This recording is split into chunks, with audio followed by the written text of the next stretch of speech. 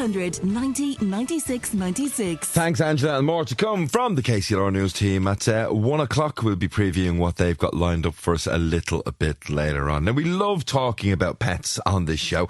We always get a lot of texts and WhatsApps when we're talking dogs and cats. But of course, they're not the only two options out there if people want to have a pet.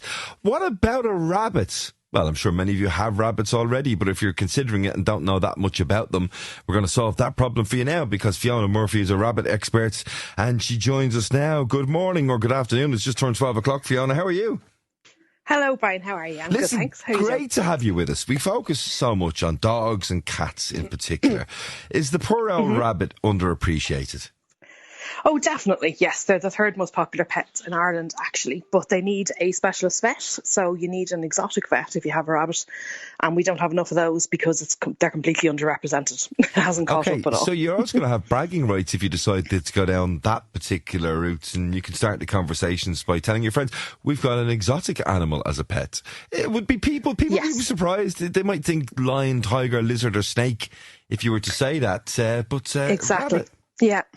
Yeah, it's because they're so much more complex than dogs and cats. So they're classed as exotic pets, and guinea pigs as well, surprisingly.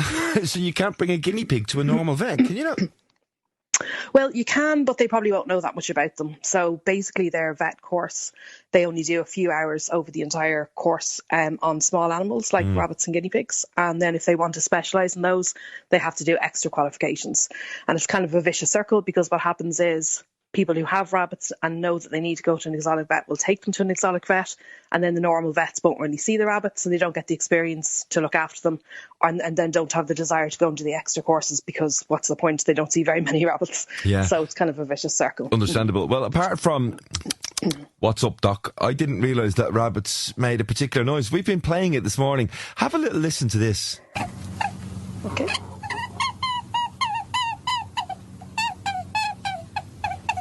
Now, I hope you could hear that, because I'm not sure that even is a rabbit. I mean, I think Tom, producer here on the show, was pulling the wool over my eyes. Is that what rabbits actually sound like? That is actually a rabbit sound, and it's a scared rabbit. So you will occasionally hear that, quite often with hormonal rabbits. So they can get very hormonal once their hormones kick in, and female rabbits particularly will make a noise like that, and it indicates that they're scared.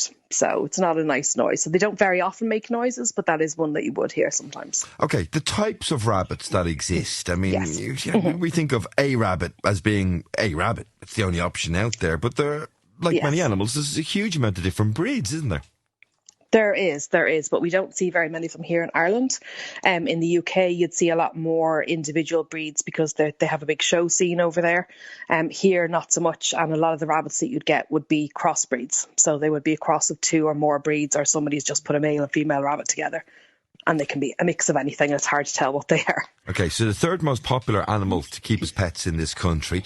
We hear of a lot of issues, for example, with unscrupulous dog breeders. Do the same challenges exist, do you think, within your world? They do. It wasn't really a problem before COVID. It was actually hard for people to get rabbits before COVID. There was none in the shelters, really. There wasn't very many breeders out there. And then over COVID, a lot of people thought, let's backyard breed them.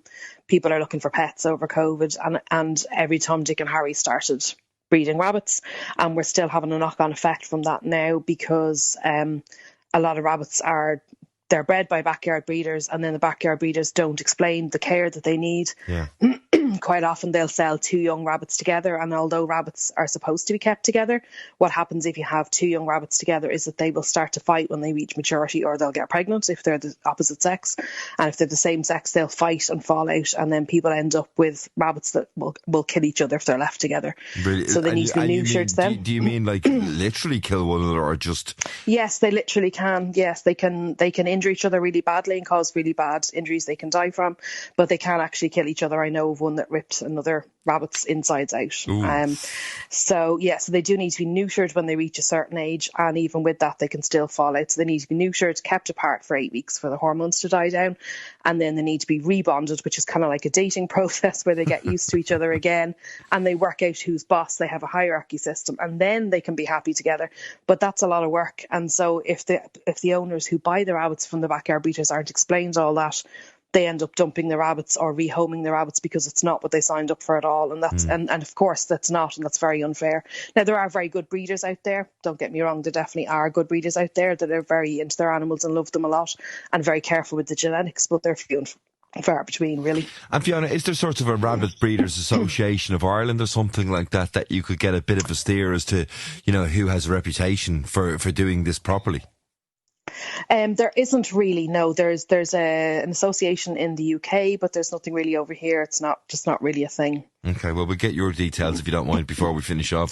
Yes, people, I'm sure, absolutely. would love a great starting point. When it comes to questions, we've already got some questions coming in. But okay, in great. terms of, those different breeds, before we get to those questions, is there a difference between, what type of rabbit makes the best family pet? Because some of them can get quite large, can't they? Yes, they can. So there are giant breeds out there, and if you have a giant breed of rabbit, you need to be able to keep them free range in the house. So they need to be treated like a dog or cat, basically. Rabbits can be litter trained. They're naturally very clean. So a lot of people do actually have their rabbits free roam, and there's a big campaign out there now saying hutch is not enough. The rabbits need to be kept indoors in a pen with lots more space where they can stretch their legs, and hutches that are sold generally aren't suitable for rabbits now. Okay. So, but particularly if you have a giant breed, they need to be free roam more or less all the time because they need that much space. So, yeah. And even with the standard breeds, I mean, how big should, if you are going to go down the route of a penned off area of the garden, for example, talk to me about some of the commitments that you might need to make in that regard. For a normal sized rabbit, whatever that means, how big an area should you be willing to sort of give over to them? And what sort of measures do you need to put in place to make sure that they're secure, but also safe and healthy as well? Yeah, absolutely. So generally speaking, they're better off inside the house because they're part of the family then. Sorry, I've a bit of a cough today. No, so you'd be grand, don't worry about it. They're part of the family. You get more out of your relationship with them because they really do make great pets. They're all very individual.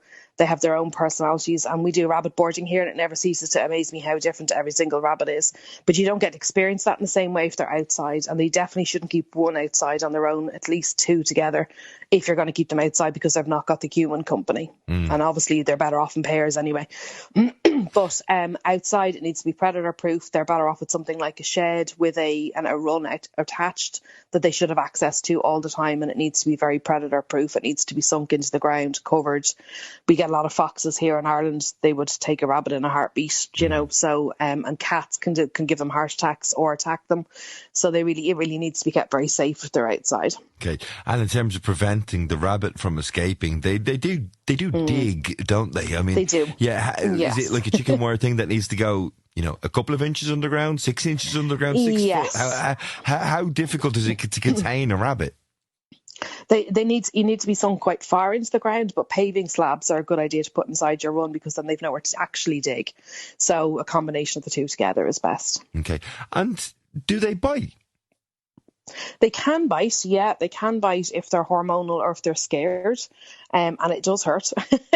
So you do very much need to bond with your rabbit. You do need to get them neutered because the hormones make them a bit more crazy, and the neutering helps. And for females, they're very susceptible to reproductive cancers as well. So up to 80% of rabbits by age 3 or 4, female rabbits, will get uterine cancers or something like that. Which is negated by neutering them, and it also makes them a lot calmer, so they're less likely to bite. But they will bite if they're afraid and they're backed into a corner, so you need to work on bonding with them and building that relationship of trust with them all the time. Okay, here we go. Let's put you to the test. So some questions coming in from listeners, and if you've been listening to Fiona and want to get them in, you've got a few moments to do so, or you can give us a call if you want. That's fairly direct. 1800 90 96 96 to call, or 083 306 9696 for that best drive text and WhatsApp line. Here we go, Fiona. Brian, can you ask your rabbit expert, is there anywhere that I can get my 2 rabbits